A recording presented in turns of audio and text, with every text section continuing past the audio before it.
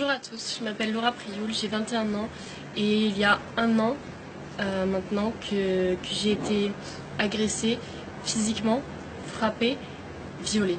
Ça fait un an que je me cache des médias, un an que je me cache de tout le monde, mais que tout le monde parle de moi.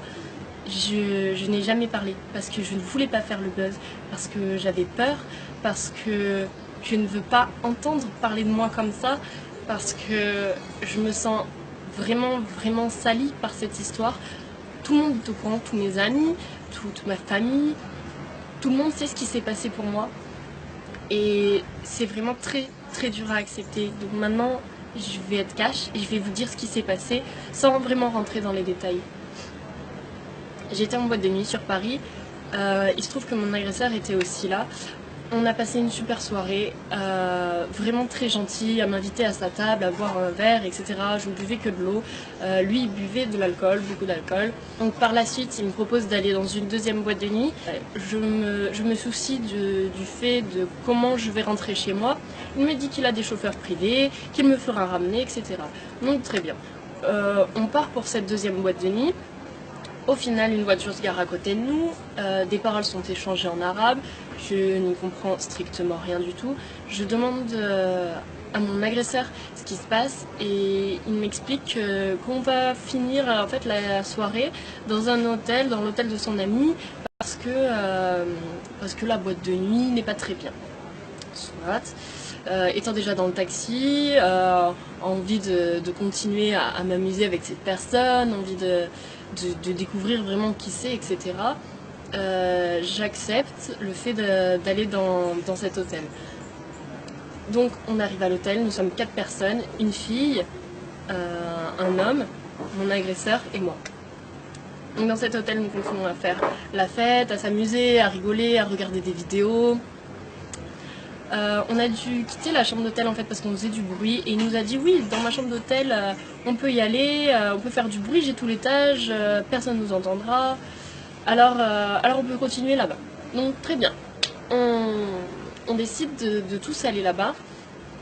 Donc je demande à la fille si elle vient et au mec, ils me disent que oui, qu'ils doivent parler avant, qu'ils vont arriver, qu'ils prendront un autre taxi. Donc nous on descend, on prend un premier taxi, on va à l'hôtel, persuadés que les personnes allaient nous rejoindre à l'hôtel pour continuer cette fête, on va dire.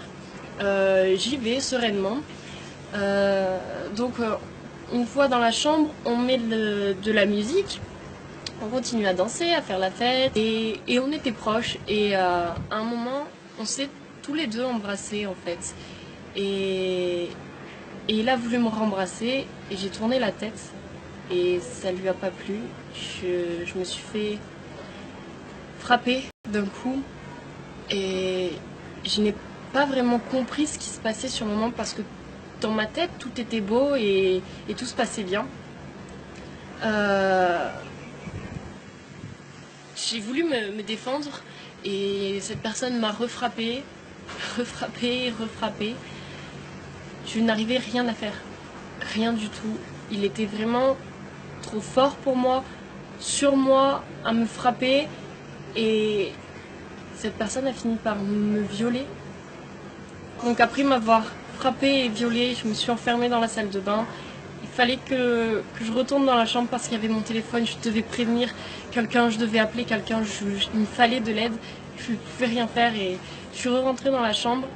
Il se trouve qu'il était normal, il me demandait mais pourquoi tu pleures, pourquoi tu t'es blessée, qu'est-ce que tu as fait, est-ce que tu veux de la glace? Il a appelé pour qu'on m'emmène de la glace, vraiment très bizarre. Une autre personne complètement et du coup je prenais mes affaires doucement, j'essayais de me rhabiller doucement pour pas réveiller la bête en lui on peut dire et après avoir pris mes affaires je lui ai regardé dans les yeux et je lui ai dit mais tu es un monstre parce que je devais le dire et c'était vraiment très bizarre comme action, on peut dire. Et après lui avoir dit que c'était un monstre, il m'a poussé violemment sur le lit et a arraché mon vêtement, qui était vraiment tout arraché. j'étais vraiment sans t-shirt. Il a essayé de me revioler en me touchant, étant couché sur moi, sauf que j'ai saisi sa gorge pour le stopper en fait. Je l'ai étranglé et il en a fait de même, il m'a étranglé aussi, mais il serrait tellement fort que je n'arrivais vraiment plus à respirer. Et honnêtement, je vais vous dire, j'ai eu vraiment très peur pour ma vie, j'ai eu vraiment peur de finir comme ça parce que je ne pouvais plus respirer, je voyais noir, des étoiles, je venais de recevoir je ne sais combien de coups et je venais de me faire violer, je me suis dit que c'était fini pour moi. Sauf que j'ai réussi à basculer mon agresseur du lit en l'étranglant et en le poussant et j'ai réussi à m'enfuir de la chambre en courant. Il y a une personne qui m'a aidée dehors, après je me suis enfermée avec une femme de ménage dans une chambre qui m'a aidée, les secours sont venus, la direction de l'hôtel est venue me donner des vêtements, la police est venue, lui était enfermé dans la chambre, ils l'ont embarqué au poste de police, on m'a embarqué au poste de police, on nous a embarqués au même dans 2 voitures séparées pour pas qu'on se recroise, etc.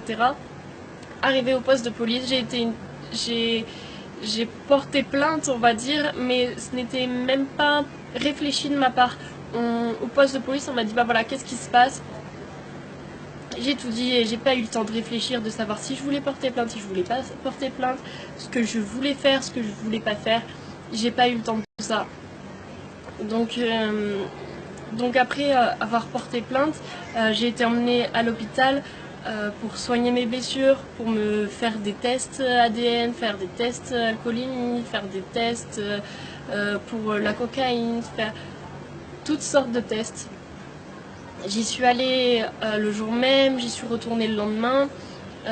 J'ai eu un médicament à prendre pendant 1 mois qui me détruisait l'estomac, vraiment pour pas avoir de maladie, etc. Parce que oui, cette personne ne s'est pas protégée, bien évidemment. Quand j'étais chez moi, je me pliais de douleur tellement ce cachet me faisait mal. Et c'était dur. Je n'arrivais pas à le dire à ma mère parce que c'est trop dur de dire quelque chose de tel à sa mère. Ma mère qui a toujours voulu me protéger, qui a toujours voulu me mettre en garde, qui a toujours été là pour moi. Le fait de lui dire « Maman, j'ai été frappée, j'ai été violée », c'est juste pas possible pour moi. Je lui ai jamais dit ce qui s'était vraiment passé. Elle a lu toutes mes plaintes, elle sait vraiment tout ce qui se passe dans tous les détails, mais de moi-même, j'y arrive pas. C'est comme ça, c'est trop dur. Donc, quelques jours après être rentrée chez moi, un blogueur a partagé mon nom dans les médias. Et là,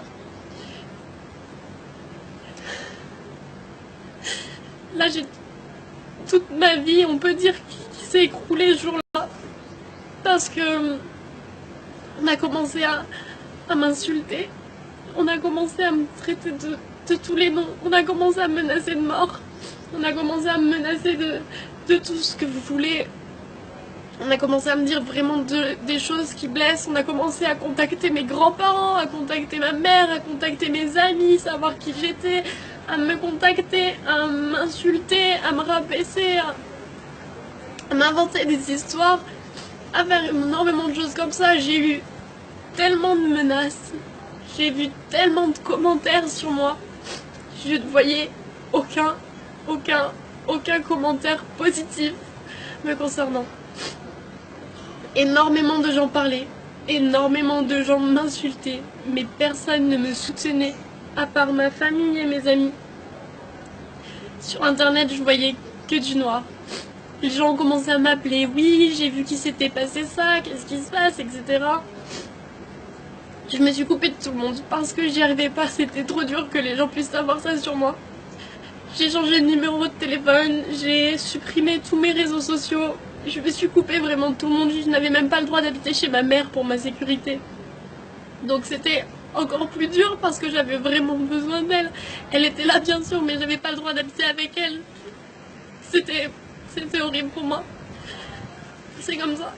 Dans les médias, j'ai pu voir que j'avais refusé la confrontation, alors que non, La police m'a bien expliqué que je pouvais faire la confrontation maintenant devant eux ou que je pouvais la faire plus tard devant le juge, avec un avocat, après avoir réfléchi, etc.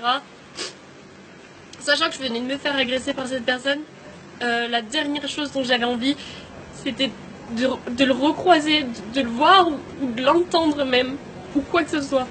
Donc j'ai dit que j'étais pas prête et que je voudrais le faire plus tard. Donc voilà, donc je n'ai jamais refusé de confrontation, je l'ai fait plus tard.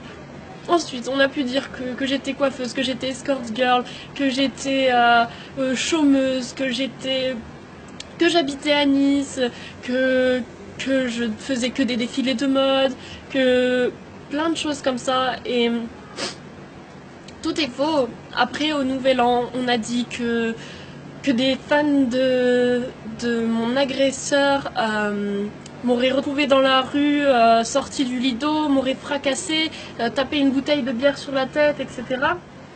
Alors que je ne suis même pas sortie pour le Nouvel An. J'étais chez moi, dans mon appartement, je n'étais même pas sur Paris, je n'étais même pas dans la ville où les faits se seraient passés. Après, qu'est-ce qu'on a pu dire sur moi? On a pu dire que Laura Prioul a été prise la main dans le sac, elle serait dealeuse de drogue, elle devrait passer devant le tribunal, etc. J'avais une grande possession de drogue, etc. À ce moment-là, j'étais en train de travailler, j'étais pas du tout sur Paris. Je ne savais même pas ce qui se passait. On m'a appelé en me disant ah bon, tu vends de la drogue et tout, qu'est-ce que c'est que cette histoire et tout. Non, je ne sais même pas ce qui se passe. Les gens sont au courant avant moi de ce qui se passe. Tout le monde se permet de me raconter une vie en fait, que je n'ai jamais parlé. Donc tous les Facebook, Instagram, Snapchat, Twitter, blog qui portent mon nom, ce n'est pas moi. Je n'ai jamais écrit, je n'ai jamais ouvert ma bouche, je n'ai jamais rien fait de tel.